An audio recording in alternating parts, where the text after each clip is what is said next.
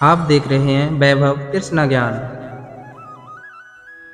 Time travel एक ऐसा विषय है जो हमेशा चर्चा में रहता है और इस पर कई मूवीज भी बन चुकी हैं। दोस्तों, क्या आपके साथ भी ऐसा हुआ है कि टाइम ट्रेवल पर आधारित फिल्में देखते हुए आपके दिमाग में भी यह सवाल आता है कि क्या वाकई ऐसा संभव है या फिर ये कहानी तक सीमित है?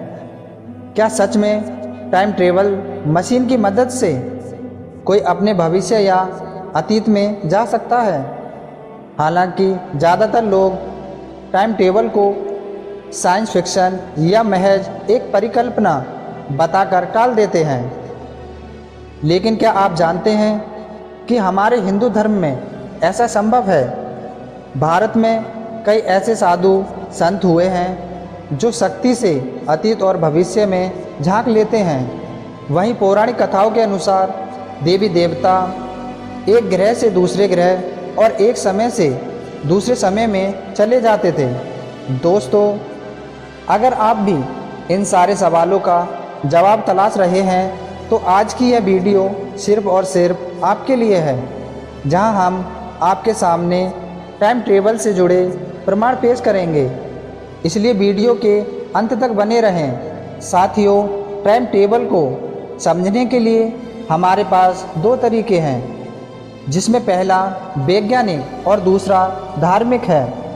सबसे पहले हम वैज्ञानिक नज़रिए से टाइम ट्रेवल को जानने की कोशिश करेंगे। वैज्ञानिक दृष्टिकोण से टाइम ट्रेवल यानी समय यात्रा का जिक्र सबसे पहले 1895 में प्रकाशित द टाइम मशीन उपन्यास में मिलता है। इसे विज्ञान कल्प के जनक माने जाने वाले लोकप्रिय विज्ञान लेखक H.D. वेल्स ने लिखा था। बताते हैं कि जब ये उपन्यास सामने आया तो पूरी दुनिया में तहलका मच गया। इस उपन्यास में वेल्स ने टाइम मशीन की अद्भुत कल्पना की है। यह उनकी कल्पना का एक ऐसा आविष्कार था जिसे आधार बनाकर कई फिल्में बनाई थीं। कुछ लोगों का मानना है कि यह महज एक कोरी कल्पना है और कुछ नहीं, लेकिन वैज्ञानिक दृष्टि से देखा जाए तो टाइम ट्रेवल की थ्योरी को वैज्ञानिक भी पूरी तरह से नकार नहीं पाया है, क्योंकि कई प्रसिद्ध वैज्ञानिकों ने इस पर अपनी राय पेश की है, जिसमें अल्बर्ट आइंस्टीन भी शामिल हैं। टाइम ट्रेवल की कल्पना को रिलेटिविटी के सिद्धांत से समझा जा सकता है। बता दें कि इस सिद्धांत के आने से पहले यह माना जाता था यह समय सबके लिए एक समान है, स्थिर है या निरपेक्ष है, यानी कोई दो युग दुनिया के किसी भी दो कोने पर हों, दोनों के लिए ही समय एक सा होगा। इस सोच की वजह से ही समय को सार्वभौम माना जाता था, लेकिन सापेक्षता के सिद्धांत ने इस मान्यता को चुनौती दी।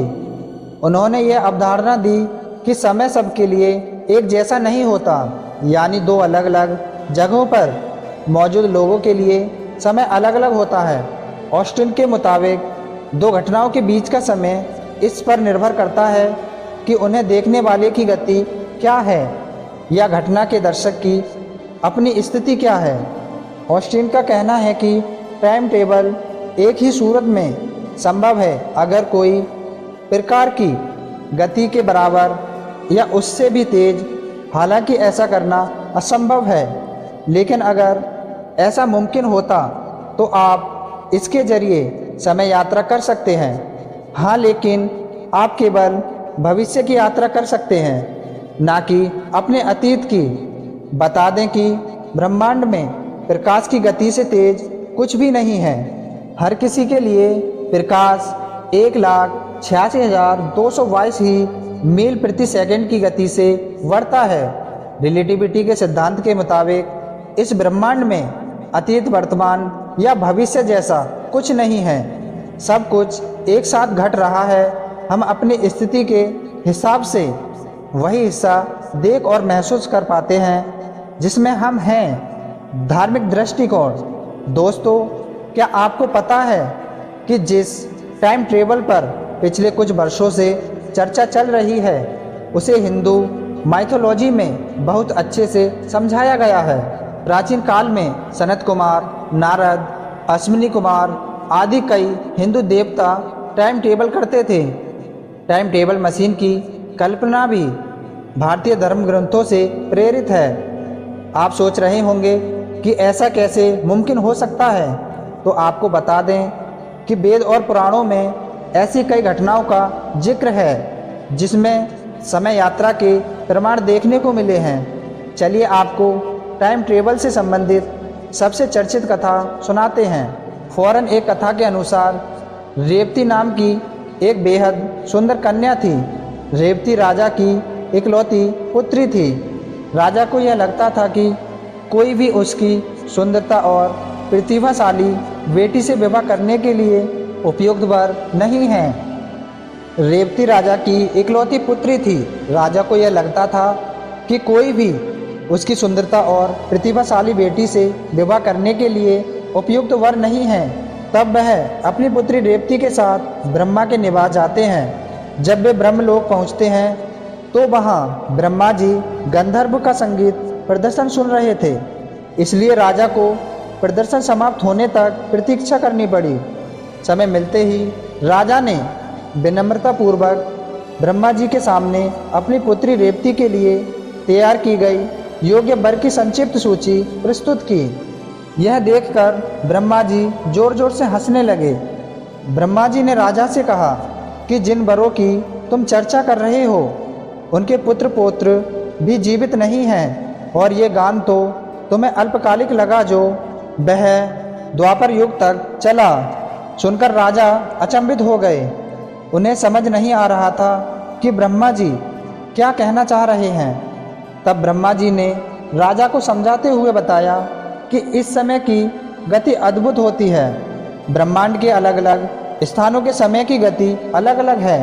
जितनी देर आपने ब्रह्मलोक में प्रतीक्षा की और समय व्यतीत किया, उतने समय में पृथ्वी पर 27 युग बीत चुके हैं। अब ये सूची किसी काम की नहीं है, क्योंकि यह सभी वर तो पृथ्वी पर वर्षों पूर्व मर चुके हैं। ब्रह्मा जी ने कहा कि राजा तुम अकेले बचे हो, क्योंकि पृथ्वी पर तुम्हारा राजपाट, मित्र, मंत्री, नौकर, पत्नी, रिश्तेदार, सेनाएं और खजाने सब नष्ट हो चुके हैं। ब्रह्मा जी ने कहा कि जल्द ही आप अपनी बेटी का विवाह कर दें, क्योंकि कलयुग निकट है। इस समाचार को सुनकर राजा आश्चर्यचकित और चिंता से भर गया। तब ब्रह्मा जी ने उससे कहा कि तुम जल्द ही धरती पर जाओ, जहां भगवान विष्णु श्री कृष्ण के रूप में अवतरित हैं। तुम उनके भाई बलराम से रेवती का विवाह कर सकते हो। ब्रह्मदेव ने कहा कि अपनी पुत्री रेवती के लिए बलराम जी ही सबसे उपयुक्त वर हैं। ब्रह्मा जी से आज्ञा लेकर राजा अपनी पुत्री कन्या रेवती के साथ पृथ्वी पर लौट गए। पृथ्वी पर पहुंचकर उन्हें काफ़ी आश्चर्य हुआ। राजा ने देखा कि उन्हें आने जाने में केवल कुछ ही समय लगा था, लेकिन अब तो पूरी तरह पृथ्वी का स्वरूप ही बदल चुका है। पृथ्वी लोक का मौसम, वातावरण और बनावट अब पहले जैसी नहीं थी। यहाँ तक कि मनुष्य के गुणों, आकार और वृद्धि में भी भारी परिवर्तन हो चुका था। इस बात का भागवत पुराण में वर्णन है। अब पृथ्वी पर पहले के समान जीव जंतु, जानवर और पेड़ पौधे भी नहीं थे। सभी का आकार पहले से काफ़ी कम हो गया था। मनुष्य भी पहले जैसे शक्तिशाली और दीर्घकाय नहीं थे। साथ ही उनकी बुद्धि और आध्यात्मिकता काफ़ी ह्रास हो चुका है। राजा ने अब बिना देर किए रेवती के साथ बलराम जी से मिलने पहुँचे और उन्हें सारी बातों से अवगत कराते हुए रेवती और बलराम एक दूसरे के लिए उपयुक्त वर वधू थे। सब कुछ तय हो गया, लेकिन एक छोटी सी समस्या थी। रेवती पूर्व युग में पैदा होने के कारण आकार में बलराम जी से बहुत लंबी और विशालकाय थीं। बलराम जी ने इसका भी समाधान निकाल लिया। उन्होंने अपना हल उठाया, जो कि उनका प्रमुख अस्त्र है। जैसे ही बलराम जी ने अपने दिव्य हल से राजकुमारी रेवती के सिर पर और कंधों को स्पर्श कराया, तो कुछ समय बाद ही रेवती का आकार घटकर उपयुक्त आकार में परिवर्तित हो गया। इसके बाद बलराम जी और रेवती का विवाह विधि पूर्वक संपन्न हुआ और वो विवाहित बंधन में बंध गए। दोस्तों, यह पौराणिक कथा समय यात्रा का सबसे उत्तम उदाहरण है, जिससे साबित होता है कि हमारे पूर्वज समय काल यात्रा से अनजान नहीं थे। अब सवाल यह उठता है कि कोई व्यक्ति 4 युग तक कैसे जी सकता है। कुछ आरसी और मुनि सतयुग में भी थे, त्रेता में भी थे और द्वापर में भी थे।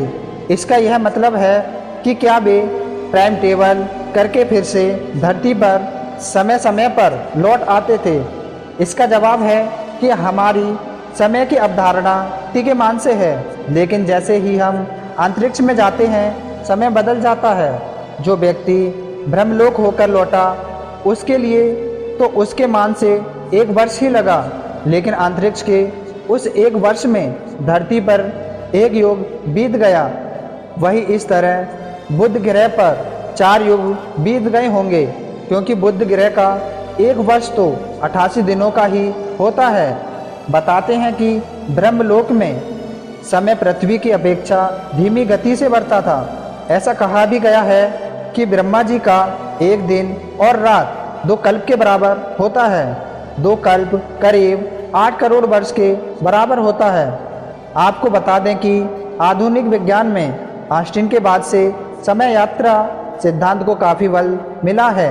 वर्तमान में भी वैज्ञानिक टाइम टेबल के संबंध में कई थ्योरी पेश कर चुके हैं। ऐसा कहा जाता है कि अगर आप अंतरिक्ष में ब्लैक होल में प्रवेश करके वापस आए हैं तो उतने समय में पृथ्वी पर कई वर्ष बीत चुके होंगे।